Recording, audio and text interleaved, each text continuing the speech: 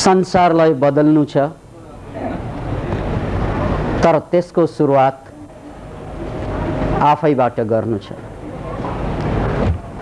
किनभने हामीले जे दिन्छौं त्यही फर्केर पाउँछौं, हामीले जे गर्छौं त्यही कुरा फर्केर हामीतिर आउँछ।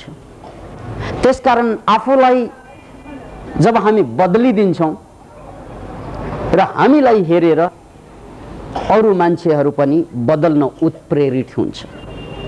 हाम्रो प्रवचन, हाम्रो कुरो, हाम्रो विचार सुनेर मान्छेहरू बदलिँदैनन्, खिसी गर्छन्। किन भन्नाले त्यस्तै विचार सबैसँग हुन्छ। सानै उमेरदेखि मान्छेलाई आफ्नो समूहको विचार, आफ्नो धर्मको विचार, आफ्नो जात जातिको विचार, आफ्नो राष्ट्र सम्बन्धी विचार त बोकारै ल्याएको हुन्छ। त्यसकारण मान्छे त विचारबाट खाली नै कहिले पनि हुँदैन। अतः यसरी विचारबाट खाली नभएका मान्छेलाई नयाँ विचार दिन खोज्दा ऊ युद्ध गर्न पुग्छ, ऊ प्रतिवाद गर्न पुग्छ। अनि हाम्रो कुरा कहाँ ठीक भनेर बुझ्नुको सट्टा कहाँ गलती भएछ त्यसलाई टिप्नको लागि आतुर हुन्छ मान्छे। त्यसकारण शब्दबाट मान्छे बदलिँदैन। शब्दबाट मान्छे बदलिने होइन, मान्छे बदलिन्छ चरित्रबाट।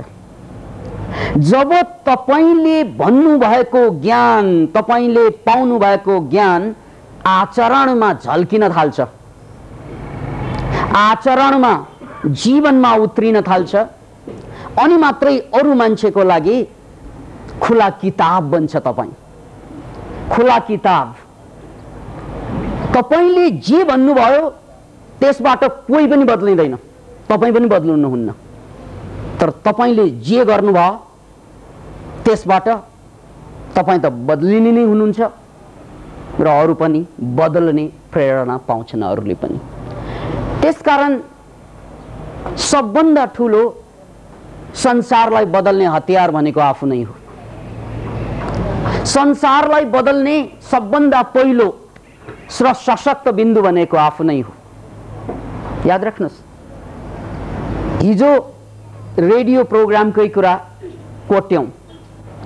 सन्तोष पन्तज्यू हाम्रो कार्यक्रममा एकपल्ट सरिक हुनुभएको थियो र उहाँ खासा मनोक्रान्तिसँग कुनै ताल्लुक राख्ने मान्छे होइन, कुनै सम्बन्ध राख्ने मान्छे होइन। उहाँले हाम्रो बारेमा पढेका पनि छैनन्, उहाँले हाम्रो बारेमा नजदिकबाट निहाल्नु भएको पनि छैन। तर हिजोको उहाँको अभिव्यञ्जना मनोक्रान्तिको बारेमा एउटा गाँठी कुरा उहाँले भन्नुभयो। त्यो के त भन्नाले मनोक्रान्तिमा लागेका मेरा साथीहरू संयमित भएको म देख्दैछु, त्यसकारण यो राष्ट्रको लागि आवश्यकता हो। याद राख्नुहोस्, सन्तोष पन्तजीले अझै पनि मनोक्रान्तिको बारेमा धेरै कुरा जान्न बाँकी छ, त्यो आफ्नो ठाउँमा।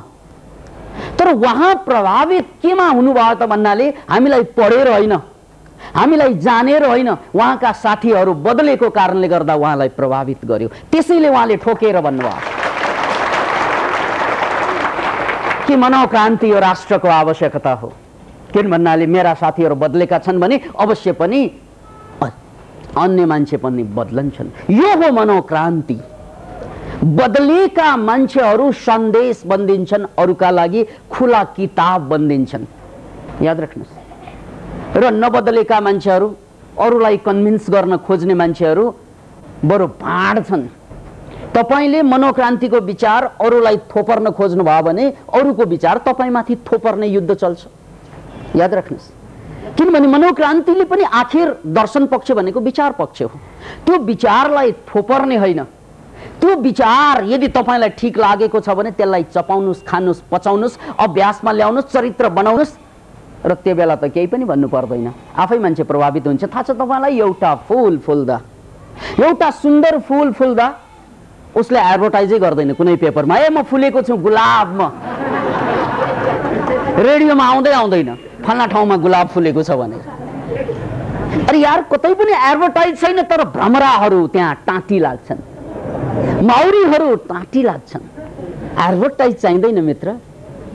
किन किन भन्नाले त्यहाँ फुल्नुमा जब फूल परिपक्व भएर फुल्छन्, जब ऊ परिपक्व हुन्छ ऊ लोकलबाट, याद राख्नुहोस् लोकल भनेको स्थानीय है, लोकलबाट ग्लोबल बन्छ। ग्लोबल भनेको सर्वव्यापी। फूल त लोकलै हो, एउटा फूल यो लोकल हो, लोकल भनेको यही मात्रै छ यो। तर यो फुलिसकेको फूल लोकल हुँदैन, ग्लोबल हुन्छ। भनाइको तात्पर्य यो फूलबाट सुवास निस्केको हुन्छ, यो फूलबाट सौन्दर्यको तरङ्ग हावामा लहराएको हुन्छ। तपाईले यो फूललाई हेर्नासाथ आँखाले आहा भन्न बाध्य गरिदिन्छ तपाईलाई। किन त भन्नाले यो फूल हेर्नासाथ मनमा एक किसिमको तरङ्ग उठ्छ, त्यो तरङ्ग नै आहा तरङ्ग हो, याद राख्नुहोस्। त्यसकारण एउटा त यसको बान्कीले तरङ्ग छोडिरहेको हुन्छ, हेर्नुहोस् है, बान्कीले। किनभने गुलाबको बान्की अलगै छ, अनि चमेलीको बान्की अलगै छ, कमलको बान्की अलगै छ। एउटा त बान्कीले तरङ्ग दिन्छ, आर्किटेक्चरले एउटा बान्की। अर्को रङ्ग, त्यसको रङ्ग, किन भन्नाले हरेक रङ्गको आफ्नो फ्रिक्वेन्सी हुन्छ। याद राख्नुहोस्, प्याजी रङ्ग संसारको सबभन्दा बढी भाइब्रेसनल लेभल भएको रङ्ग हो। हामीले प्याजी रङ्ग अकारण चुनेको होइन, प्याजी रङ्गमा भाइब्रेसन फ्रिक्वेन्सी सबभन्दा बढी भाइब्रेट हुने कलर प्याजी रङ्ग हो। अतः जब तपाईले प्याजी रङ्गलाई हेर्नुहुन्छ त्यसले एउटा तरङ्ग छोडेको हुन्छ, त्यो तरङ्गै हो। ढाँचाले तरङ्ग दियो, ढाँचाले रङ्गले तरङ्ग दियो। अब त्यो भन्दा सूक्ष्म यसबाट सुवास निस्किरहेको हुन्छ। हाम्रो नाक कति सेन्सिटिभ छ त्यो थाहा छैन, तर सुवास जरुर यसबाट निस्किरहेको हुन्छ। हामीले त चमेलीलाई मात्रै वाह वासना आउने भन्छौँ, तर वासना यसमा पनि हुन्छ। यसको अलि मन्द हुन्छ, चमेलीको अलिकति दिगो हुन्छ, कडा हुन्छ, फरक त्यति मात्रै हो। यो वासना बस यही रङ्ग, यही ढङ्ग, यही वासनाले धेरै टाढा टाढाका माउरीहरूलाई, धेरै टाढा टाढाका पार्खीहरूलाई आकर्षित गर्छ। याद राख्नुहोस्, यही हो फूल जसरी फुलिसकेपछि स्वयं विज्ञापन बन्छ। एडभर्टाइजको आवश्यकता पर्दैन उसलाई, ऊ आफै विज्ञापन बन्छ।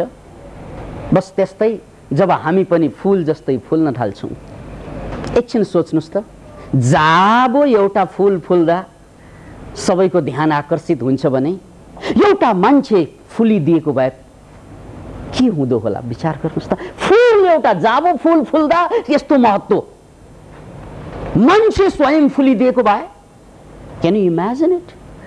किन भन्नाले मान्छेसँग फूलमा भन्दा हजारौं गुणा आयाम, हजारौं आयामहरू छन्। अतः एउटा मान्छे फुल्नु भनेको यो राष्ट्रको लागि मात्र होइन, धरतीको लागि सम्मान हुन्छ। याद राख्नुहोस्, एउटा सही मान्छे बन्नु भनेको धरतीको लागि सम्मान हुन्छ। जसरी एउटा ज्योति घरभित्र पस्यो भने घरको लागि अँध्यारो हटाइदिन्छ, बाहिर आयो भने सडकको अँध्यारो हटाइदिन्छ, पहाडको टुप्पोमा बस्यो भने सेरोफेरोमा बाटो देखाइदिन्छ। त्यस्तै जुन दिन तपाईँ हामी ज्योति बन्दिन्छौँ, ज्योति, त्यो बेला अरूलाई चाहिँ म तिमीलाई बाटो देखाउँछु आऊ भन्नै पर्दैन, तपाईलाई हेरेर बाटो थमाइहाल्छ। याद राख्नुहोस्, त्यसकारण मनोक्रान्ति भनेको आऊ म तिमीलाई बाटो देखाइदिन्छु होइन, तपाईँ ज्योति बन्नुहोस्, बाटो अरूले आफै ठम्याउँछन्, त्यो हो मनोक्रान्ति। आऊ म बाटो देखाउँछु भन्ने त विज्ञापन हो। याद राख्नुहोस्, विज्ञापन त यस्ता यस्ता पनि विज्ञापन, हेर्नुहोस् है, साहसीको चाहना भनेर चुरोटको एडभर्टाइज दिन्छ। Can you imagine it? मान्छे एजुकेटेड हो कि मूर्ख हो भन्नै सकिँदैन, एजुकेटेड फुलिश। किन भन्नाले चुरोट खाएर साहसी हुन्छ, तर तै पनि त्यो एडभर्टाइज चल्छ, चलाउँछ, त्यो वैध छ। Can you imagine it? कुनै तालमेलै छैन। यो त फुस्केको मान्छेको डायलग हो, चुरोट खाएर साहस बढ्नु। याद राख्नु, चुरोट खाएर सास बढ्दैन, डर मात्रै लाग्ला। किन भन्नाले चुरोटको निकोटिन धेरै शरीरभित्र पसेपछि कमजोर हुन्छ मान्छे। त्यो सबैलाई थाहा छ। एकजना मान्छेले चाहिँ सुर्ती बेच्दै थियो कि, सुर्ती चुरोट पनि सुर्ती नै। सुर्तीका तीन प्रमुख फाइदा। सुर्तीको पनि फाइदा हुँदो रहेछ। पहिलो, कुकुरले टोक्दैन। पहिलो कुरा, जो सुर्तीको चुरोटको बढी सेवन गर्छन् उनीहरूलाई कुकुरले टोक्दैन, पहिलो फाइदा। दोस्रो चुरोटको फाइदा या सुर्तीको सेवनको फाइदा, उनीहरूको घरमा चोर पस्दैन, याद राख्नुहोस्। अनि तेस्रो सबभन्दा ठुलो फाइदा, उनीहरू कहिल्यै बुढा हुँदैनन्, याद राख्नुहोस्। यहाँ एडभर्टाइज हुन्न हो, कुनै जमानाको एडभर्टाइज, सुर्तीका महान तीन फाइदा। त्यसैपछि सुर्ती चलेको होला समाजमा, अघि मान्छेले खुब सेवन गरे भन्ने मान्छेले गलत भनेको होइन, ठिकै भनेको हो, तर बुझ्ने मान्छेले गलत बुझेको हो, याद राख्नुहोस्। साहसीको चाहना खुकुरी अथवा कुनै चुरोट एडभर्टाइज गर्यो भने याद राख्नुहोस्, यो साहस नै गरेको हो। कसले त भन्नाले एडभर्टाइज गर्ने मान्छेले उसको त महान साहस हो। यसरी पनि जनतालाई बेवकूफ बनाउन सक्छ, साहस गरेको हो नि उसले त। त्यो भन्दा ठुलो अरू साहस के होला? किन भन्नाले त्यसैबाट जनता मजाले बेवकूफ हुन्छ। कत्रो साहस थियो। सुर्तीको तीन महान फाइदा, त्यसपछि मान्छेले सुर्ती खान, प्रयोग गर्न, सेवन गर्न छोडेनन्। पहिलो फाइदा के त भन्नाले कुकुरले नटोक्ने। वाह, कुकुरले टोक्यो भने त मर्छन्, त्यो भन्दा त सुर्ती खाएर चाहिँ भ्याक्सिनको काम गर्न मिल्यो। अनि किन नखानु सुर्ती? किन मर्छन्, किन कुकुरले टोक्दैनन् भने सुर्ती खाएका मान्छेहरू कमजोर, क्षीणहीन हुँदै चाहिँ कुप्रो पर्छन् र उनीहरूको लागि लट्ठीको आवश्यकता पर्छ। लट्ठी टेकेर गएपछि कुकुर त भाग्छ। अतः सुर्ती धेरै सेवन गर्ने मान्छेलाई कुकुरले टोक्ने कुरै आएन। Advertise number 1। नम्बर 2 सुन्नुहोस्, उसको घरमा चोर पस्दैन। अब काठमाडौँमा चोरको बिगबिगी छ, त्यसकारण चुरोट बट्टाका बट्टा उडाइदिए हुन्छ। किनभने धेरै सुर्तीको सेवन गर्ने हो भने तपाईलाई दमको रोग लाग्छ, खोकी लाग्छ। रातभरि खोक्ने मान्छे घरमा चोर कसरी पस्छ? असम्भव। चोरबाट बच्नु भयो तपाईँ। फाइदा सुर्तीको दोस्रो। तेस्रो, कहिल्यै बुढा हुँदैन। वाह, यो भन्दा ठुलो के चाहियो? किन भन्नाले बुढा हुनु अगाडि नै मर्छ।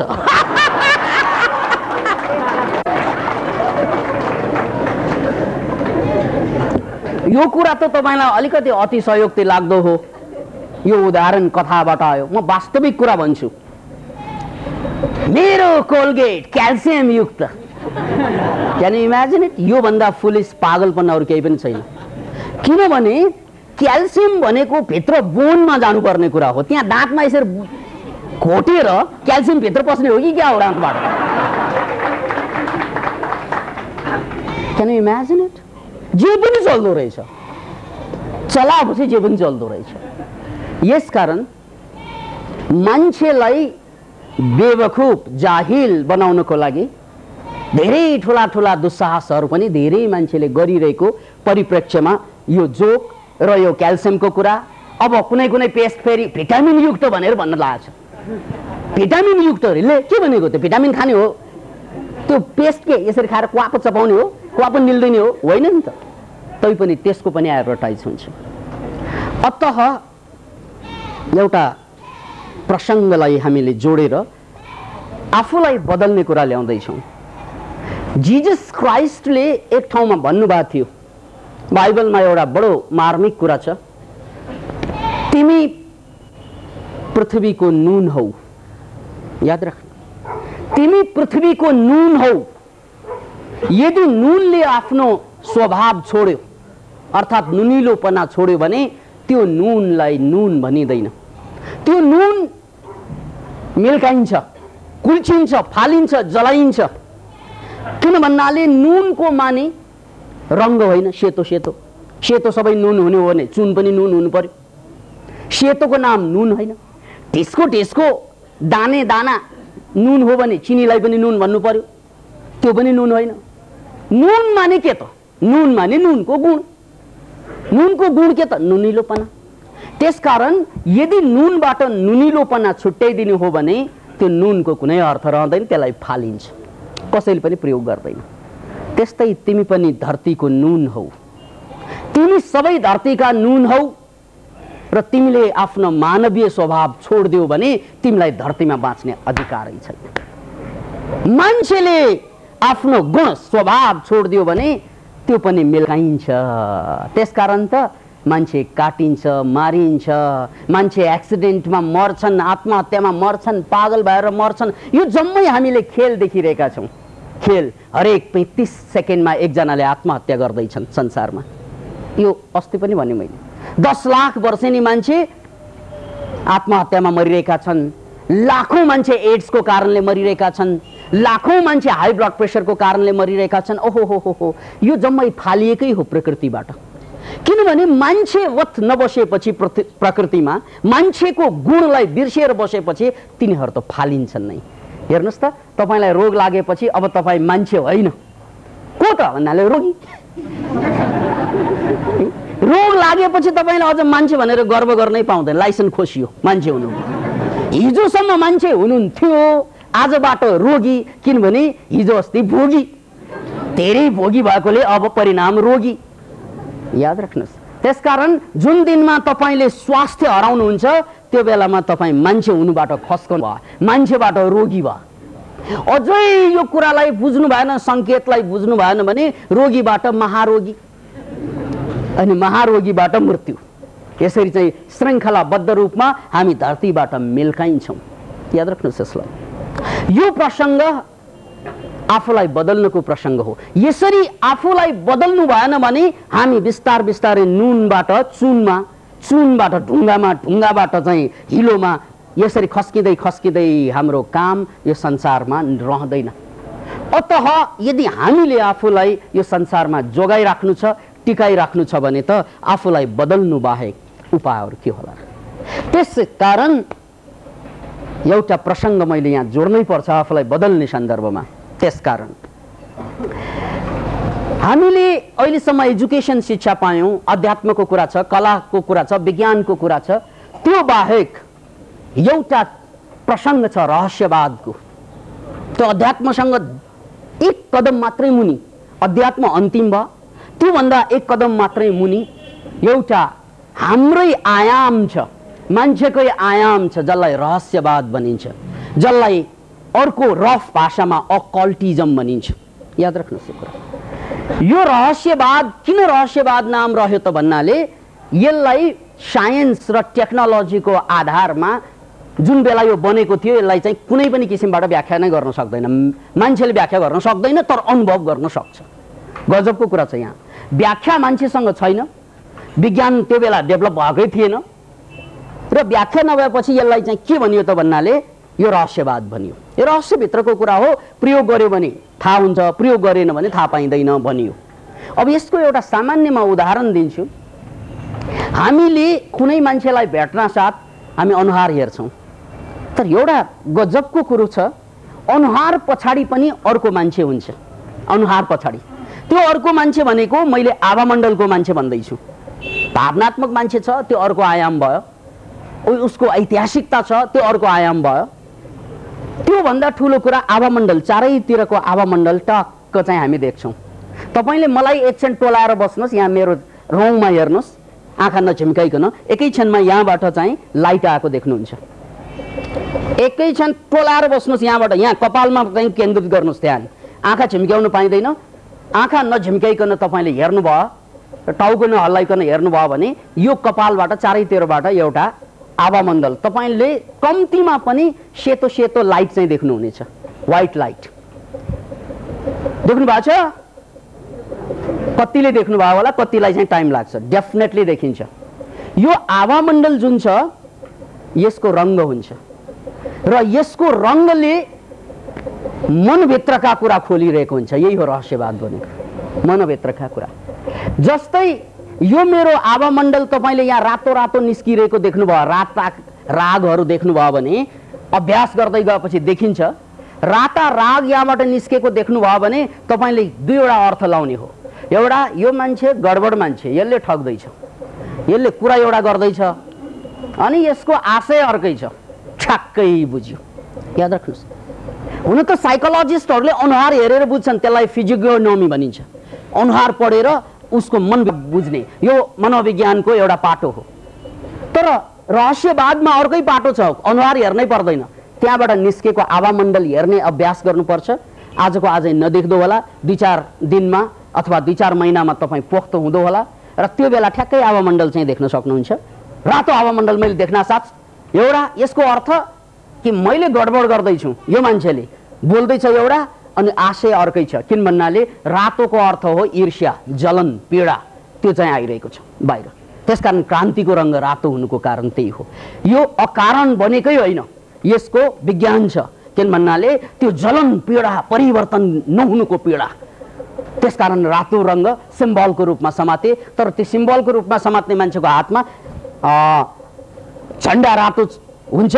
झन्डा रातो नभए पनि चारैतिरको आवामण्डललाई पढेर भन्न सकिन्छ कि यो मान्छे डेफिनेटली नै प्रेमपूर्ण छ अथवा घृणापूर्ण छ। किन भन्नाले उसको आवामण्डलले बताउँछ। यो त रातो रङ्गको आवामण्डलको कुरा भने मैले। इन केस तपाईँले जुन देख्नु भएको आवामण्डल छ त्यो रातोको ठाउँमा सुन्तला रङ्गको आइदियो, सुन्तला रङ्गको आइदियो भने यो मान्छे सहयोग गर्न तयार छ। हेर्नुहोस् है, उनले तपाईँलाई गाली गरेको पनि हुनसक्छ फेरि शब्दबाट त, हे मरा डाका त्यस्तो नचाहिने नचाहिने काम गर्छ गरेर फास्ट फरवर्ड। किन गाली आफ्नो स्टाइलको हुन्छ, मेरो आफ्नै स्टाइलको छ। अतः जब तपाईँले सुन्तला रङको आवामण्डललाई चाहिँ देख्नुहुन्छ, यसको मतलब यो मान्छेसँग सहयोग हुन सक्छ, यो मान्छेले आदान प्रदान गर्न खोजेको। कतिपय समयमा हामी गुनासो गर्छौँ भने त यस्तो उस्तो उस्तो उस्तो तेरो जन्म धिक्कार आदि इत्यादि भन्दा त नेगेटिभ कुरा हो। त्यो भनेको कुरा हेर्दा त रिस पनि उठ्छ। तर उसको आवामण्डल यदि रातो होइन त्यो बेला सुन्तला रङ्गको छ भने यसले सदा सहायतापूर्वक भनिरहेको हो। तपाईँलाई सिद्ध्याउने हिसाबले होइन, तपाईँलाई खसाउने हिसाबले होइन, तपाईँलाई बर्बाद गर्ने आशय उसमा छैन। तपाईँ उठोस्, तपाईँ उठुन्, तपाईँले राम्रो काम गरून्। उसलाई पीडा भइरहेछ तपाईँले राम्रो काम नगरेको कारणले गर्दा, त्यसकारण त्यो प्रेमपूर्ण उनले एक्सप्रेसन दिइरहेको छ, प्रेम छ भित्र। तर त्यो प्रेमलाई प्रकट गर्ने चाहिँ राम्रो माध्यम नभएको कारणले गर्दा उसले घृणाको माध्यमबाट प्रेम प्रकट गर्दैछ। Can you imagine it? प्रेम त प्रेमै हो त्यो। हे मोरा तेरो जिन्दगी त खत्तम, त तेरो ठाउँमा म भएको भए त यहाँ गोली हानेर मर्थेँ। यसो भन्नुको मतलब चाहिँ त उठ भनेको हो है। अब सुन्ने मान्छेले त मलाई मर्ने भने मोरा तँलाई नै सिधाइदिन्छु भनेर गोली हालिदिन्छ। कतिपय केस त यस्तो पनि सुन्छौँ हामी। अब यो मान्छेले रहस्यवाद नबुझ्नु हो। यदि अलिकति पनि रहस्यवाद बुझ्नु हो भने यसले भनिरहेको बेलामा के भनिरहेको छ, यसरी हेर्दा रातो रङ्गले भनिरहेको भने त मोरा ठिक छ भन्ने कुरा आयो। तेरो चाहिँ ईर्ष्या छ, जलन छ, तेरो कुरा सुन्न। तर सुन्तला रङ्गबाट आइरहेको हो भने, आवामण्डल सुन्तला रङ्गमै छ भने वाह ठिक छ, म I am accepted, thank you very much, म सुधार्छु, प्लिज अझै गाली दिनु मलाई। किन भन्नाले तपाईँको गालीले मलाई झकझक्याएको छ। वाओ, अन्त गाली दिने मान्छेको आँखाबाट आँसु आउँछ किनभने उसले प्रेमपूर्वक भनिरहेको छ। Can you imagine it? अतः हामीले यहाँ बुझ्नुपर्ने कुरा के त भन्नाले मुखले एउटा भनिरहेको हुन्छ तर आशय अर्कै हुन्छ मान्छेको। नराम्रो भन्दा राम्रो आशय हुनसक्छ, राम्रो भन्दा फेरि नराम्रो आशय हुनसक्छ। राम्रो मिठो मिठो कुरा भनेको हुनसक्छ राष्ट्रमा, जस्तै अहिले प्रजातन्त्रको कुरा छ। प्रजातन्त्र सबैले रटेको हुन्छ, सबैले। तर त्यो प्रजातन्त्र रट्नुको पछाडि आशय के त? That's the point. तपाईँले प्रजातन्त्रलाई चाहिँ बचाउनु पर्छ, प्रजातन्त्र बिना प्रजातन्त्रको विकल्पै हुँदैन भन्नुको तात्पर्य साँच्चै प्रजातन्त्र खोजेको हो कि निरङ्कुशता लाद्न खोजेको हो के थाहा? तर अलिकति त्यो भन्ने मान्छेको यसरी आवामण्डली हेर्दो यो थाहा यसले किनभने मरा अब साँच्चै पनि भनिरहेको होला। कतिपय मामलामा साँच्चै पनि हुनसक्छ प्रजातन्त्रप्रति प्रेमै भएर भनिरहेको पनि हुनसक्छ, अथवा आशय एउटै तर प्रजातन्त्रको चाहिँ मन्त्र फलाकिरहेको यसको आशय फेरि अर्कै पनि हुनसक्छ। त्यो कुरा शब्दले छुट्याउन सकिँदैन। मान्छेको दुर्भाग्य हो यो। किनकि साइकोलोजिस्ट हुनु पर्यो, अब सबै साइकोलोजिस्ट हुँदैनन्, त्यसकारण त्यो शब्दले छुट्याउन गाह्रो हुन्छ। तर तपाईँको आवामण्डलले छुट्याइदिन्छ। आवामण्डल किनभने जीवनको धेरै आयाम छ। मैले एकचोटि घटेको घटनालाई मैले बारम्बार भनेको छु, अब फेरि अहिले पनि भन्न चाहन्छु प्रसङ्ग जोडेकोले। शेरबहादुर देउपाजी प्रधानमन्त्री हुनुहुन्थ्यो त्यो बेला, अगाडिको कुरा। अनि श्रीपाँच ज्ञानेन्द्र एउटा बाघे वर्दीमा अर्थात् सैनिकको चाहिँ पोसाकमा एउटा कार्यक्रममा यसरी हात कम्मरमा राखेर माथि हेर्दै हुनुहुन्थ्यो श्रीपाँच ज्ञानेन्द्र। शेरबहादुर देउपाजी त्यही फोटोमा, त्यो कान्तिपुर दैनिकमा छापेको फ्रन्ट पेजमा छापेको फोटो हो, त्यसमा शेरबहादुर देउपाजी यसरी बसिरहनु भएको थियो। त्यो बेला 46 सालको प्रजातन्त्र चालु थियो, याद राख्नुहोस्, कायम थियो, जारी थियो। तर त्यो तस्बिर देख्न साथ मैले क्लासमा भनेको थिएँ, किनभने त्यो बेला म क्लास चलाइरहेको थिएँ।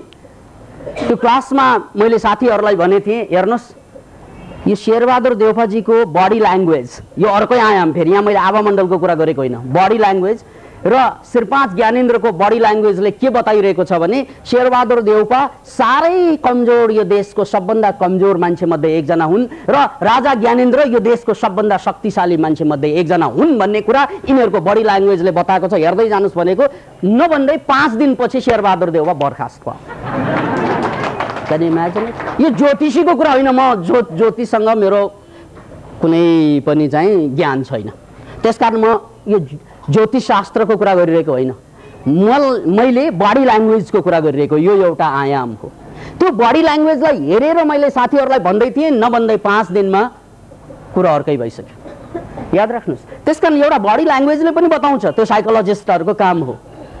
तर रहस्यवादीहरूले बडी ल्याङ्ग्वेज भन्दा परको कुरा देख्छन् र उनीहरूले चाहिँ देख्ने भनेको आभामण्डल हो र त्यो आभामण्डललाई चाहिँ देख्न साथ अब यो मान्छेले के गर्न लाग्छ, अब उनले तपाईलाई सहयोग गर्न लागेको हो कि उनले तपाईलाई हिलिङ गर्न लागेको हो कि किलिङ गर्न लागेको हो कि के गर्न लागेको हो, त्यो कुरा सबै भन्छन्। अब रातोको अहिले फेरि एउटा अर्थ चाहिँ बुझाउनु पर्छ मैले। रातोको एउटा अर्थ त रिस हो, राग हो, द्वेष हो, जलन हो, अर्को अर्थ प्रेम पनि हो फेरि, याद राख्नुहोस्। त्यसकारण कन्टेक्स्ट हेरेर यदि त्यो मान्छेको आँखा सानो सानो पारेर मुसमुस हाँसेर है, आँखा सानो भयो भने यसको मतलब के हो भन्नाले यो मान्छे प्यासोनेट भइरहेछ कि यो मान्छे मेरो नजदिक आउन चाहन्छ र आभामण्डलले के बताइरहेछ, लाइसेन्स दिइरहेछ, नजदिक आउने लाइसेन्स। याद राख्नुहोस्, यो द्वेष होइन, जलन होइन, त्यो चाहिँ तनको प्यास हो, उसको आभामण्डलमा प्रकट हुँदैछ। यो रहस्यवादको कुरा, याद राख्नुहोस्। यो यस्ता कैयन आयामहरू जीवनसँग जोडिएको हुन्छ। म यहाँ बिरबलको एउटा प्रसङ्ग पनि पेश गर्न चाहन्छु, अलिकति योसँग असम्बन्धित प्रसङ्ग भए पनि। बिरबल एकजना अद्भुत व्यक्तित्व, मैले पटक पटक भनेको छु, बिरबल भन्दा माथि राजा छ र बिरबल भन्दा मुनि जनता छ, बिरबल बीचमा छ। त्यसकारण बिरबलले दुवैलाई ब्यालेन्स गरेर जसरी जिन्दगीलाई सार्थक बनाए, त्यो जम्मै हामीले जहिले पनि गर्नुपर्ने हुन्छ। किन भन्नाले हामीभन्दा माथि कोही जहिले पनि हुन्छ, हामीभन्दा मुनि जहिले पनि कोही न कोही त हुन्छन् नै। त्यसकारण यो ब्यालेन्सनेस, लाइफको ब्यालेन्सनेस हामीले बिरबलको चरित्रबाट सिक्नुपर्छ भन्ने प्रसङ्ग हामीले धेरैपल्ट उठाएको छौँ र यहाँनिर पनि यो कुरालाई म पुनः प्रसङ्गवश चाहिँ भन्न चाहन्छु। बिरबलकै कुरा गर्दा एक दिन बिरबल कतै चाहिँ गाउँतिर घुमिरहेको बेलामा एकजना दरबारको नोकर आएर बिरबलको खुट्टा समातेर के भन्छन् भन्नाले, महाशय मलाई बचाउनु पर्यो, मलाई बचाउनु पर्यो, किनभने राजाको कुरा मैले बुझ्नै सकिनँ, राजाको कुरा बुझ्नै सकिनँ मैले। अब नबुझेपछि राजाको काम हुँदैन, नभएपछि मेरो ज्यान जान्छ। त्यसकारण चाहिँ मलाई जसरी भए पनि बचाउनु पर्यो प्रभु, खुट्टा समाउँछन्। अनि बिरबलले सोध्छन्, के भयो त भाइ, के राजाले के भन्नुभयो? के त्यही त समस्या, केही भन्नुभएकै छैन। तर उहाँको कुरा बुझ्न सकिनँ मैले। कुरो के हो त त्यसो भए? कुरो के हो? कुरो के हो भने बिहान चाहिँ राजा उठी बक्सनु भयो, उठी बक्सना साथ यसो आङ तन्काएर यसो गरेछन्, यसो छ आङ तन्काएर बोलाऊ भन्छले। अब मैले के कसलाई बोलाउने? के अब हेर्नुहोस् है, अब बोलाऊ भने मलाई कहिले कसलाई बोला, रानीलाई बोलाउने हो कि महारानीलाई बोलाउने हो कि या बाहिर सडकमा आउने मान्छेलाई बोलाउने हो कि गरेर बोलाऊ भनेर मैले बुझ्छु र अब फेरि गएर राजालाई कल्लाई बजाउने महाराज भन्यो भने मेरो जागिर जान्छ, जागिर पनि म जागिरबाट हात पनि धुन चाहन्न म। त्यसकारण एउटा चाहिँ नाउलाई, नाउ भनेको त्यो दाढी खौर्ने कपाल बनाउने, त्यो नाउलाई लग्दैन भने हो कि होइन उसलाई के थाहा, तै पनि बिरबलले भनेपछि लगे। लग्नासाथ राजा खुसी भए, राजाले बक्सिस पनि दिए। अनि उनले के भने, मलाई बक्सिस होइन महाराज, बिरबललाई दिँदा हुन्छ, किन भन्दा मेरो त झन्डै जान जानला, किन मलाई त के थाहा बोलाओ भनेर भन्दा। तर बिरबलको चलाखी बुद्धिमत्ता हेर्नुहोस्, अब बिहान गरेर बोलाओको मतलब के होला, दाढी चिल्लायो होला, नुहाउनु पाएन पनि होला है, अब कारणवश। त्यो बेला त दाढीमा कति गाह्रो हुन्छ भन्ने यो दाढी पाल्नेहरूलाई मात्रै थाहा हुन्छ। भयो जतन गर्नुपर्ने कि मैले दाढी किन पालेको भनेर धेरै सोध्छन्। अनि म के भन्छु भने एउटा जवाफ त के छ, मैले दाढी नखौरेको हो, पालेको होइन भन्छु, एउटा जवाफ। अर्को जवाफ के भन्छु भने, म साह्रै अल्छी मान्छे, नुहाउनु भनेपछि फिटेकै मन नपर्ने, अब दाढी पालेपछि चिल्लाउँछ है, साह्रै यहाँ चाहिँ चिल्लाउँछ, चिल्लाएपछि त ननुहाइकन सुखै छैन। त्यसकारण दाढीले मलाई चाहिँ नुहाउनुको लागि बाध्य गरिदिन्छ पनि भन्छु। अब जवाफ त सबै ठिक पनि हुन्छ, सबै गलत पनि हुन्छ, आफ्ना एङ्गलको कुरा हो। तर समझदारों के लिए इशारों से काफी है भन्ने भनाइ जुन छ यहाँ पनि लागू हुन्छ। पुनः अर्को प्रसङ्ग छ बिरबलकै। बिरबलको सम्बन्धमा धेरै आख्यानहरू छन्, आह्वानहरू छन्। त्यसमध्ये एउटा आख्यान के थियो त भन्नाले, एउटा सानो राज्य थियो भारतको जमुना पारी, एउटा सानो राज्य थियो र त्यो सानो राज्यलाई अन्धेर नगरी भनिन्थ्यो कुनै जमानामा। एउटा आह्वान अनुसार, एउटा आख्यान अनुसार त्यो अन्धेर नगरीको राजा थियो, त्यो राजालाई चौपट राजा भनिन्थ्यो है, नगरी अन्धेर नगरी, अनि राजा चौपट राजा, अन्धेर नगरीका चौपट राजा, अनि त्यसको मन्त्री बिरबल है। तर बिरबल बडो अद्भुत मान्छे। एकपल्ट अकबर गङ्गा किनारमा आएर बसेको रहेछ, गङ्गा किनारमा।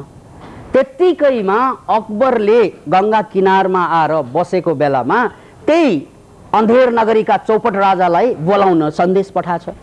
त्यो राजा त थुरुरुरुरु काँपेर बर्बाद, किन भन्नाले अकबर त्यत्रो साम्राज्यको सम्राट, अब ऊ एउटा सानो चाहिँ सुबेदार, सानो एउटा राज्यको राजा रजौटा भन्छन् नि, सानो सानो राजा रजौटा।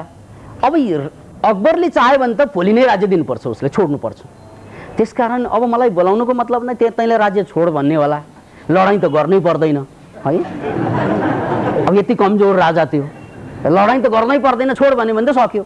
त्यसकारण जाउँ कि नजाउँ, नजाउँ सैनिक आएर लिइदिन्छन्, जाउँ फेरि चाहिँ छोड्नु पर्ने पीडा, के गरौँ भयो। बिरबललाई बोलायो, यो बेहोरा सबै बताए कि मलाई अकबरले बोलाएछ, के गरौँ बिरबल भन्छन्। अनि बिरबलले के भन्छन् भन्नाले, महाराज म सम्हाल्छु, यो म जिम्मा लिन्छु भन्छन्। अनि के गर्ने त भन्नाले, ल हेर्दै गर्नुहोस् महाराज भने उनले एउटा जहाजमा इँटाहरू, चुनहरू र डकर्मेहरू लादेर पठाइदिएछ उपहारको रूपमा। कसलाई त भन्नाले अकबरलाई। त्यो उपहार आउन साथ अकबर त 3 छक्क परे। अब बोलाउनु पठाएको राजा आइरहेछ, इँटा, चुन र डकर्मीहरू, सिकर्मीहरू सबै आइरहेका छन् त्यहाँ। त्यो देखेर चाहिँ छक्क लाग्यो। अनि त्यसपछि चाहिँ फेरि बोलाउनु पठाएको, कसको आइडिया हो यो, किन मैले त राजालाई बोलाउनु पठाएको, यहाँ आइरहेछ सामान। अनि चाहिँ राजा डराई दोस्रो पल्टमा यो यसको आइडिया हो, यसको कारणले पठाएको, ओ जो डराइरहेछ नि हो, बर्बाद होला भनेर। अनि बिरबल त सांसद हो महाराज, मैले पठाएको। अनि अकबर दङ्ग परेर सोध्छन्, किन नि बिरबल, त्यो बेला उनको नाम महेश दास थियो, किन नि महेश दास भाइ, किन पठाएको, कसरी, के आइडिया आयो, के फुर्यो, यो तिम्रो भेजाभित्र के फुर्यो भन्छन्। जहाँ पनाह हजुर गङ्गाको पारी बस्नु भएको छ, त्यहाँको दृश्य यति मनोरम छ, यति सुन्दर छ, यति सुन्दर, त्यहाँ आएपछि हरेकलाई आफ्नो एउटा चाहिँ थलो बनाउन खोज्छन्, घर बनाउन खोज्छन्। जसरी मान्छे काठमाडौँ आएपछि चाहिँ यहाँ जग्गा कहाँ भनेर खोज्न थाल्छ नि, आफ्नो थलो खोज्छ विभिन्न कारणले, त्यस्तै त्यो गङ्गा पारी कोही पुग्यो भने सकसक लाग्ने केही बनाउने। जसरी नेपालको ताजमहल भनेर छ नि रेडीमा है, त्यो राणाहरू त्यहाँ पुग्न साथ चाहिँ आकर्षण गर्यो, यहाँ एउटा मेरो केही हुनु पर्यो। हेर्नुहोस् है, रेडीको जसरी चाहिँ महल एउटा नमुना हो, त्यस्तै नमुना राजा अकबरको कि म यहाँ पुगेपछि सुन्दर छ सिन, त्यसकारण एउटा महल बनाऊ, कुनै कुनै बेला चाहिँ आराम गर्न मिल्छ भन्ने त लागिहाल्छ राजालाई। त्यो बेला लज सजको व्यवस्था थिएन, लज भएको भए त के वास्ता गर्दो होला, राजाले पनि लज छँदैछ होइन। अहिले त चाहिँ लज मात्र होइन, रिसोर्ट, होटेल मात्र होइन, मोटेल, ओहो केटेल केटेल, विभिन्न प्रकारका चिजहरू छन् अहिले। तर त्यो बेला त्यस्तो थिएन, राजालाई त बनाउनु पर्यो, एउटा चाहिँ बनाएर जानुपर्छ भन्ने त लाग्नु स्वाभाविक हो। अनि त्यो कुरा महेशदास उर्फ बिरबलले भने कि महाराज यस्तो सुन्दर ठाउँमा आइसकेपछि सबैको मन लोभिन्छ, तपाईँ त जहाँ पनाह अर्थात् यो संसारको आधार है, संसारको मालिक हुनुहुन्छ, त्यसकारण हजुरलाई यहाँ केही बनाउनु इच्छा जाग्नु त स्वाभाविकै हो। त्यसकारण मैले चाहिँ यो सामान पठाइदिएको, गुस्ताखी माफ होस्, रिसानी माफ होस् भन्छन्। शाबास, मुनको कुरा थाहा भएको। अनि त्यसपछि चाहिँ राजा अकबरले उसको राज्य त लगेन चौपट राजाको है, तर के लगे त चौपट राजाको भने बिरबललाई लगे। याद राख्नुहोस्, यसरी बिरबल अकबरको दरबारमा आयो भने एउटा आहान, यो एउटा कहानी, धेरै कहानी छन् उनीसँग जोडेका, तर कहानी बडो सुन्दर छ।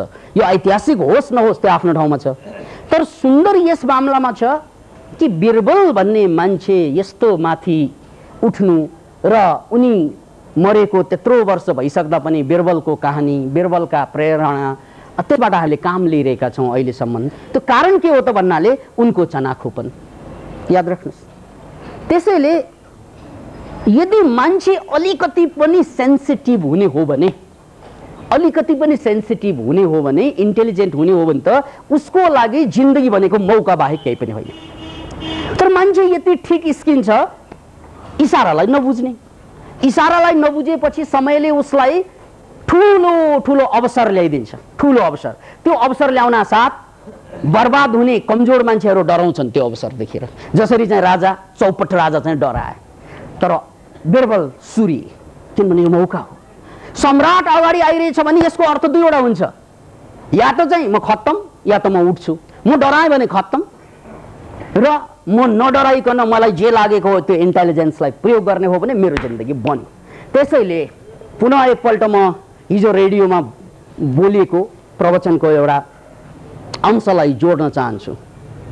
फ्रैंकलिन डेलानो रूजवेल्ट जो 1882 मा जन्मेर 1945 मा यस धरतीबाट विदा भए, उनकै बारेमा, उनकै सेरोफेरमा हिजोको रेडियो प्रवचन केन्द्रित थियो। र उनले भनेको एउटा अद्भुत कुरा, त्यो हामी जम्मैको लागि यस अर्थमा अहिलेको सन्दर्भमा बडो सान्दर्भिक छ। The only thing we have to be fearful is fear itself. तपाईले एउटै चीजबाट मात्रै डराउनु पर्छ जीवनमा, त्यो हो डर। डरसँग मात्रै डराउनु पर्छ, किन भन्नाले डर लाग्यो भने संसार चौपट, सक्यो। जो डरे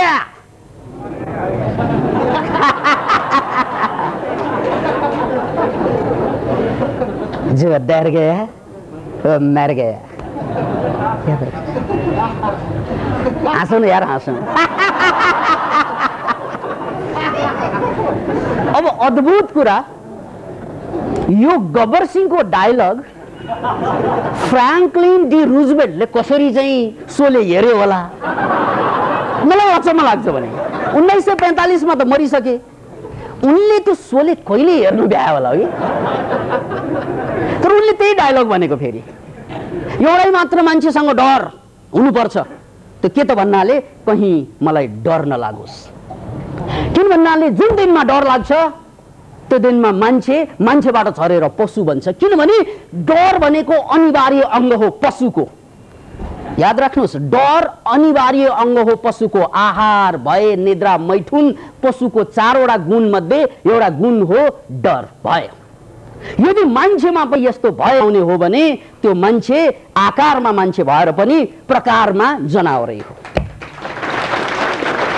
याद राख्नुहोस्, जनावरको अनिवार्य अंग के हो त भन्नाले डर, क्यारेक्टरिस्टिक भन्छ नि इंग्लिशमा, विशेषता, त्यो हो डर जनावरको। अनि मान्छेको क्यारेक्टरिस्टिक के त भन्नाले साहस।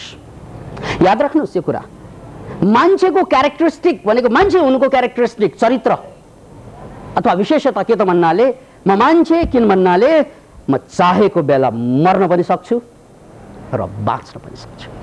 याद राख्नुहोस्, कवि दुर्गालाल, उहाँलाई तपाईहरुले एउटै गीतबाट सम्झन सक्नुहुन्छ, फूलको आँखामा फूलै संसार। त्यस गीत आइसकेपछि कवि दुर्गालाल लाइटमा आए।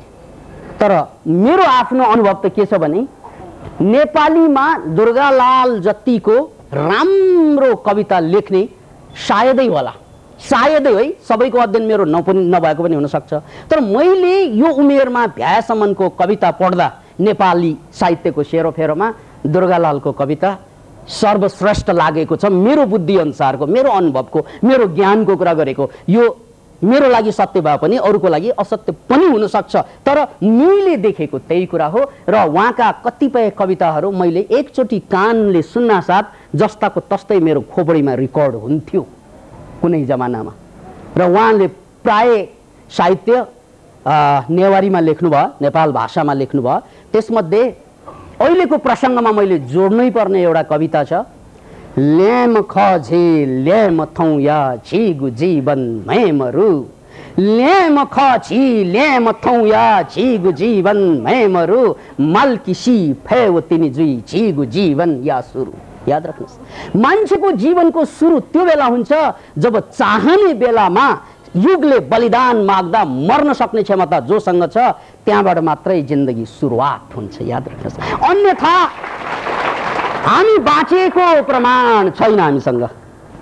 याद राख्नुहोस्, जिन्दगीको प्रमाण के? जिन्दगी म बाँचेको छु, आई एम अलाइभ भन्ने एउटै मात्र प्रमाण हुन्छ कि म चाहेको बेला मर्न सक्छु र त म बाँचेको छु।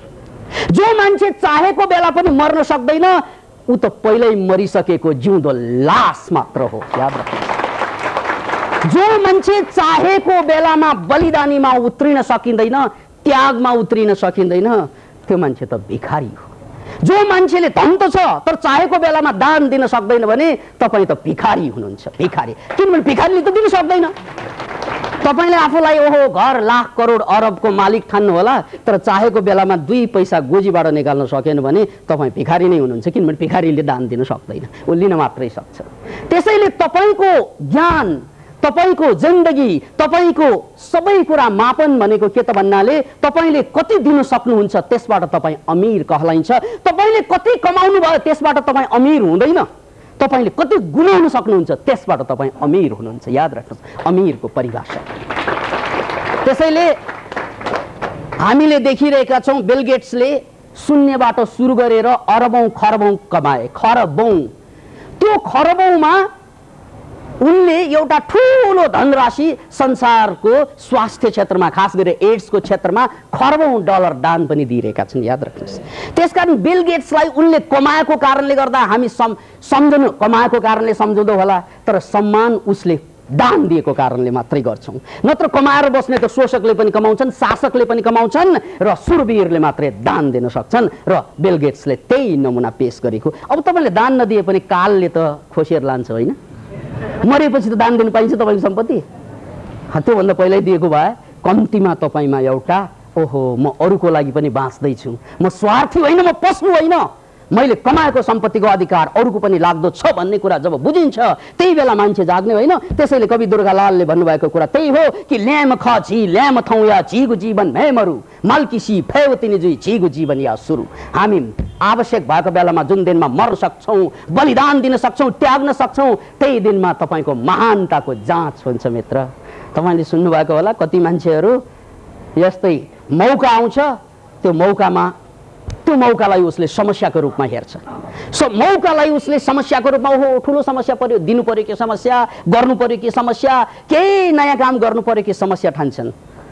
तर उठ्ने मान्छेहरूले त्यही बेला आफूलाई प्रयोग गर्छन्। याद राख्नुहोस्, त्यसैले तपाईँ हामीमा सबभन्दा ठुलो शत्रु को बसेको छ भन्नाले डर। किन मर्ला भन्ने डर, धन जाला भन्ने डर, इज्जत जाला भन्ने डर, है, स्वास्थ्य जाला भन्ने डर, यो जाला कि ऊ जाला भनेर डरको कारणले गर्दा आफू गएको थाहा नै हुँदैन। आफू त कहिल्यै गइसकेको हुन्छ। याद राख्नुहोस्, किन भन्नाले जसले केही पनि गर्न सक्दैन त्यसको नाम हो मुर्दा। याद राख्नुहोस्, मुर्दाको एउटा परिभाषा छ, one who can do nothing is a murda. One who can do anything, everything is a जिन्दा।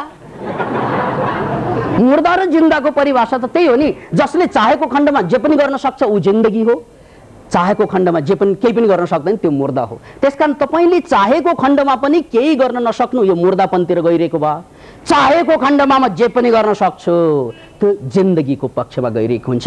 त्यसैले यहाँनिर फ्राङ्कलिन डिलानो रुजवेल्टको त्यो कुरा चाहिँ हामीले बुझ्नै पर्छ कि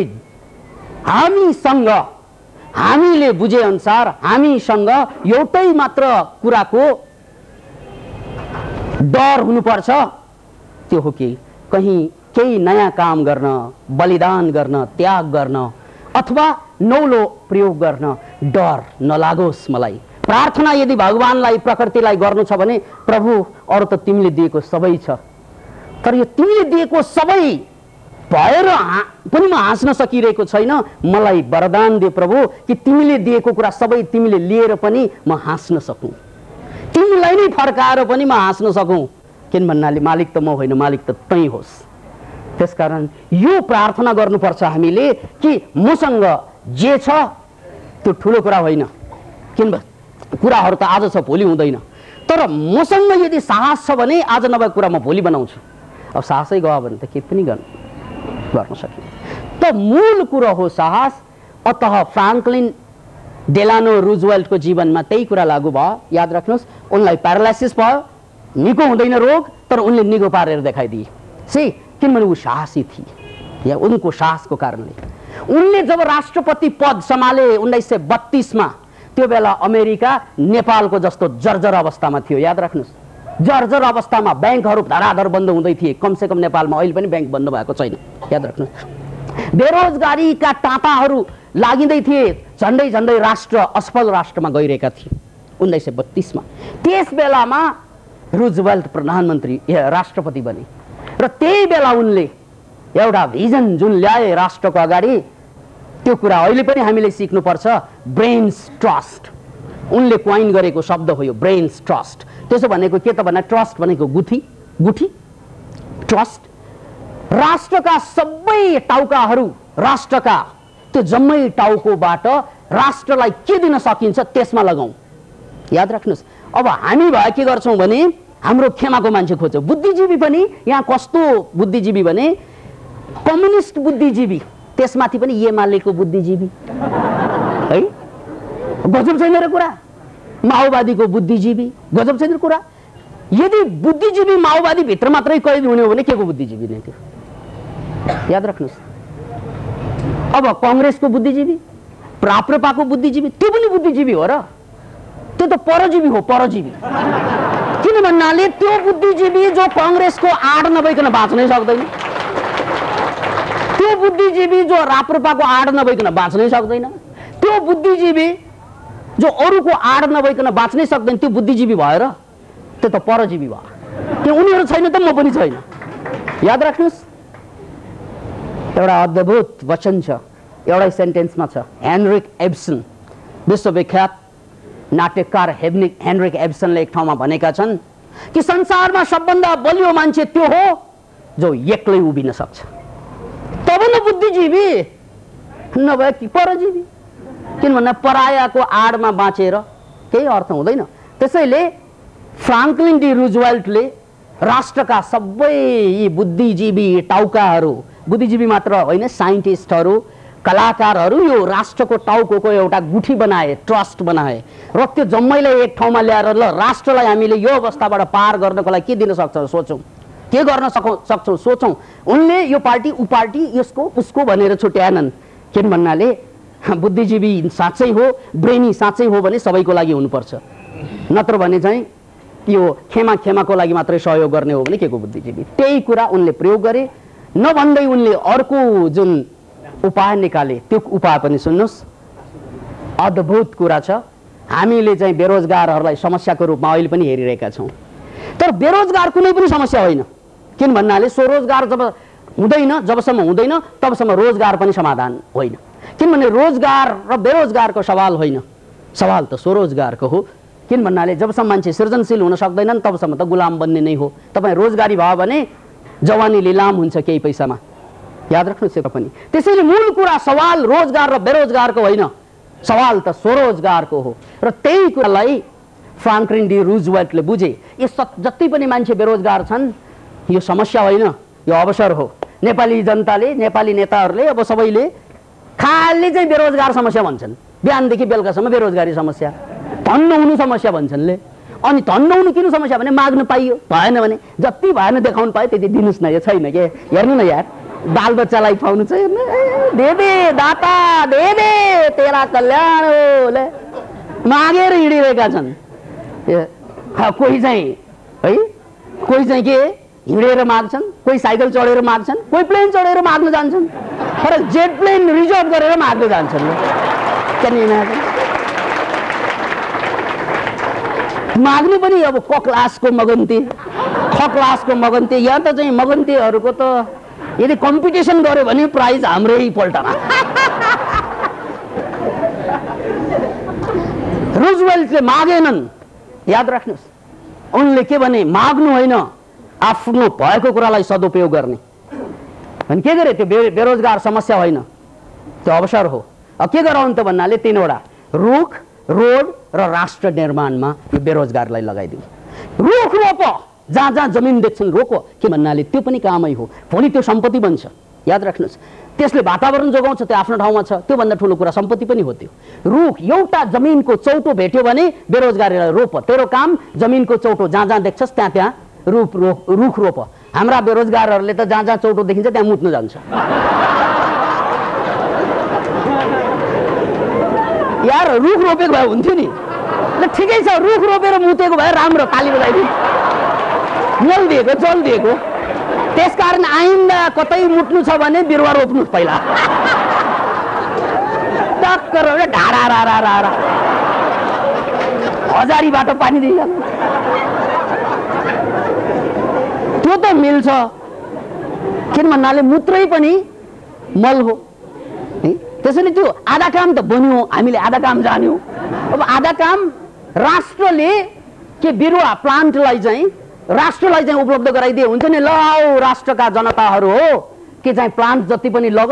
अब कन्डम सित्तै बाँड्छन् भने के प्लान्ट बाँड्न सकिँदैन? यो राष्ट्रको त यो गजब छ। यो बाँड्नु पर्ने, रुख रोप्नु पर्ने, कन्डम फ्रीमा दिइरहेको।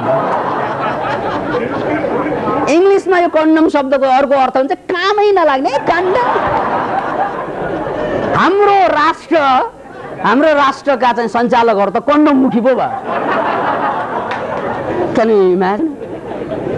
अत एउटा कुरा याद राख्नुहोस् मित्र, रुजवेल्टले रुख रोप्न लगाए, रुजवेल्टले रोड बनाउन लगाए। किन भन्नाले रोडै नभएको ठाउँ त नेपालमा पनि थुप्रै छ नि, बेरोजगार जम्मैलाई थोरै जालामा र तेरै देश हो, ल तँलाई चाहिँ खानालाई पैसा दिन्छु, रोड बना भनेर राष्ट्र उठ्ने हो भने त रोडै रोड बन्छ। यहाँ आफैले बनाउँथ्यो, यदि खाना मात्रै व्यवस्था गर्दैन, अरू जम्मै तैँले बना भन्यो भने सबैले गर्छन् नेपालीले। अहिले चाहिँ हुम्ला जुम्लाको स्याउ यहाँ आउनु नपाउनुका रोडैको कारणले गर्दा, त्यहाँ चाहिँ यासा गुम्बा जस्ता जडीबुटी हामीहरू कहाँ आउनु नपाउनु गाह्रो मान्नु पनि त्यही रोडकै अभावको कारणले गर्दा, यहाँका सामान त्यहाँ नपुग्नु त्यही रोडको अभावको कारणले गर्दा। बडो गजब छ। त्यसकारण भिजन नभएपछि मान्छेको चाहिँ बाँच्ने सिजन नहुने रहेछ, याद राख्नुहोस्। भिजन नभएका मान्छेहरूको बाँच्ने सिजन पनि नहुने रहेछ, त्यसकारण त मर्छन् मान्छेहरू, याद राख्नुहोस्। अतः रोड र रुख र राष्ट्र निर्माणमा उनले चाहिँ जुन लगानी गराए त्यसकै परिणाम स्वरूप राष्ट्र अमेरिका अहिले चाहिँ ये मेरा अमेरिका भनेर डङ्ग भन्छन् कि मान्छेहरू।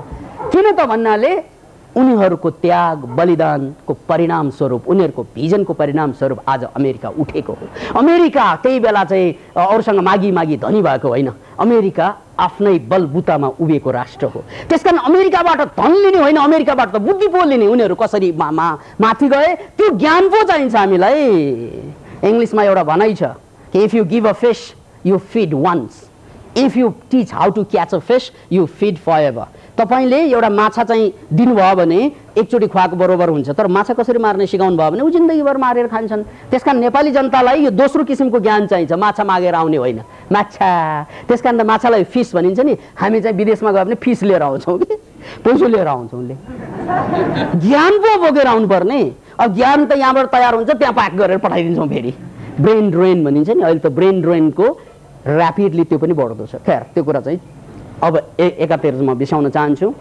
र रुजवेल्टको घटनाबाट हामीले सिक्ने यी कुरा नै हुन् कि साहस मान्छेको मुक्तिको द्वार, साहस र सेन्सिटिभिटी, कि समस्यालाई जहाँ देखिन्छ त्यहाँ अवसर पनि आएको छ भनेर नडराइकन जुन बेलामा फेरि एकपल्ट जहाँ जहाँ समस्या आउँछ त्यहाँ डर लाग्छ, त्यो डरमा होइन है, यो डरको केही काम छैन। अब यसको सन्देश के हो यो समस्याको?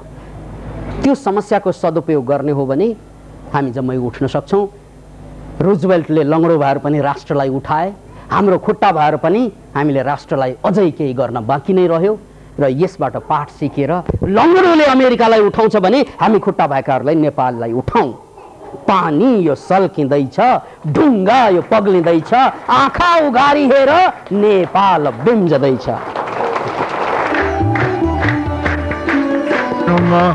पुनः अनुरोध गर्दछु।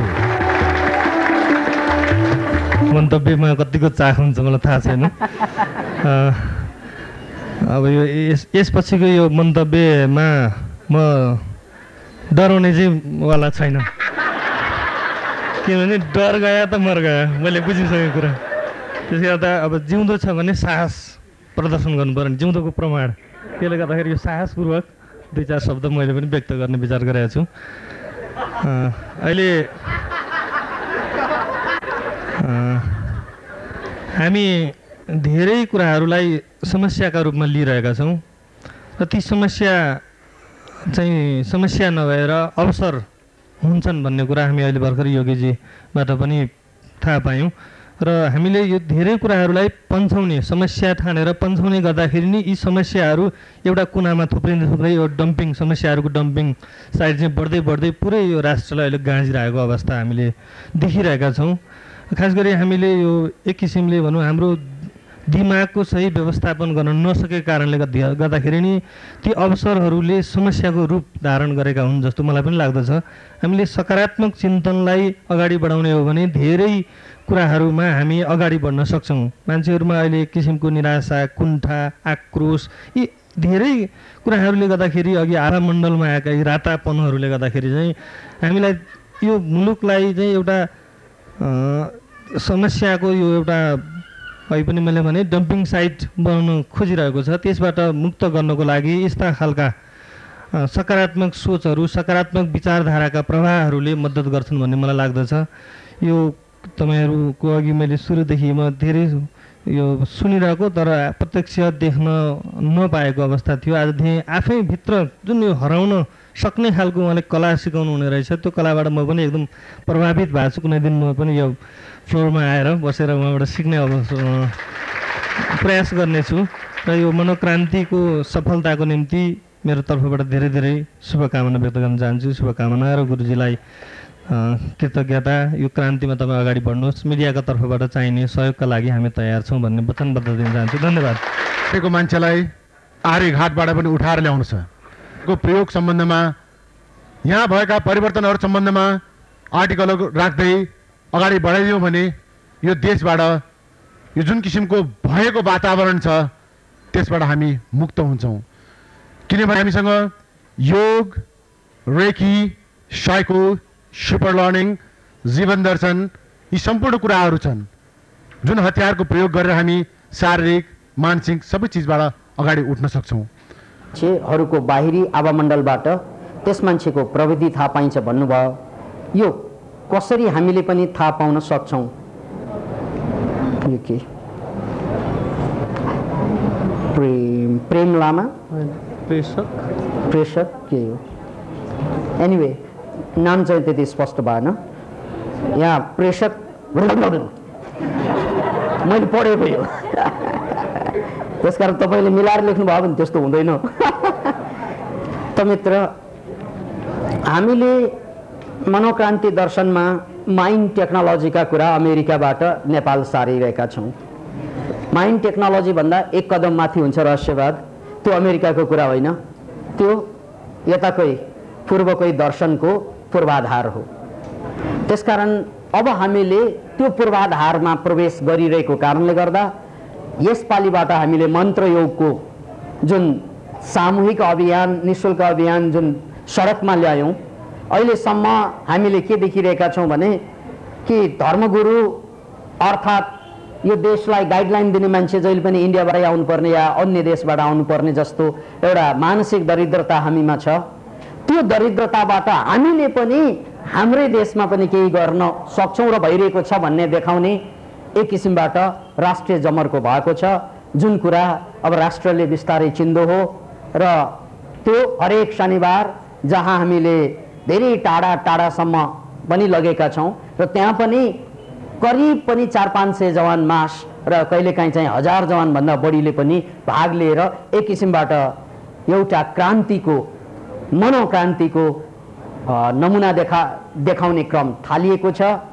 र त्यही क्रममा हामीले मन्त्रयोगबाट जुन जुन मान्छेहरूलाई उपलब्ध हुन्छ, जुन जुन कुरा अनुभूति हुन्छ, त्यो पनि हामीले प्रकाश ल्याइरहेका छौँ। र यसपछिका हाम्रा कार्यक्रम रहस्यवाद अन्तर्गत जस्तै औरालाई रिडिङ गर्ने, औरालाई चाहिँ बदल्ने र औराबाट हामीले कसरी चाहिँ काम लिने भन्ने यावत कुराका कार्यक्रम पनि बिस्तारै अगाडि सार्दैछौँ। र त्यसको लागि यहाँहरू धैर्य गर्नुहोला। हामीले प्रवचन मार्फतबाट पनि, रेडियो मार्फत पनि र टेलिभिजन मार्फत पनि यी जानकारी र तरिकाहरू हामीले सिकाउन गइरहेका छौँ। हामी यही चाहन्छौँ कि भारतीय टेलिभिजनबाट जुन आइरहेको योगको कार्यक्रमले धेरै मान्छेलाई स्वास्थ्य लाभ दिएको छ र अब हाम्रो यो मनोक्रान्तिको कार्यक्रमले स्वास्थ्य लाभको साथसाथै वास्तविक रूपमा नै, मानसिक रूपमा नै लाभ पाउने एउटा अभियान थाल्यो भने भारतले पनि, भारतमा बस्ने नेपालीहरूले पनि यो मनोक्रान्ति कार्यक्रम हेर्ने कुनै दिन आयो भने यो हाम्रो लागि देश बदलेको सङ्केत हुनेछ। र यसरी नेपालले पनि अरू देशमा बस्ने मान्छेहरूलाई सन्देश दिन सक्छन् भन्ने एउटा मात्रै नमुना तयार पारे पनि त्यसपछिका नेपालीहरूले पनि हामीले पनि दुनियाँलाई योगदान दिन सक्नेछौँ भन्ने एउटा महान जागरणको अभियानको थालनी हुनेछ। त्यसैले अब यसैलाई मलजल गर्ने जुन प्रयास गरिएको छ र त्यसमा यहाँहरूले आफ्नो हैसियतबाट जुन केही सहयोग हामीलाई चाहिँ जुटाइदिनु भयो, त्यो सहयोग जस्तो सानो ठुलो जे भए पनि हौसला हाम्रो ठुलो भएको छ। यसको लागि धन्यवाद।